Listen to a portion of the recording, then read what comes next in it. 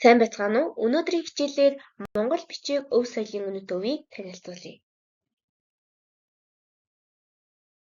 Монгол бичиг нь Монгол үндэстний соёл, оюуны өвийн чухал хэсэг юм. 13 дугаар зуунаас эхлэн хэрэглэгдэж ирсэн энэхүү үсэг нь бидний түүх соёл, хэлний дархлааг илтгэдэг. 1940-д оноос кирилл үсэг Монголд албан ёсоор хэрэглэх болсон ч уламжлалт бичиг өнөө хүртэл хэрэглэгдэж байна. Монгол бичгийг 1204 онд хойд Хятад гаралтай Татан тунгаа хэмээх хүн боловсруулсан гэдэг. Энэ үсгийг уугууржин бичиг гэж нэрлэдэг бөгөөд олон зууны турш монголчууд хэрэглэж иржээ. Монгол бичгийн ач холбогдол.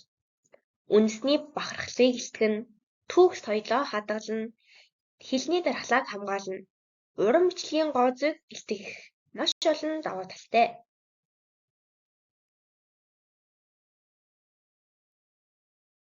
Өнөө цагт монгол бичгийн хэрэглээ нь олон янз.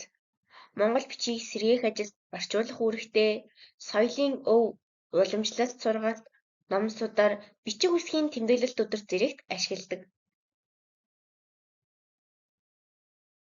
Монгол бичиг нь зөвхөн түүхэн өв төдийгүй орчин үеийн мэдээлэл дамжуулах, боловсрол, дизайн зэрэгт чухал хэрэглээтэй бичиг юм.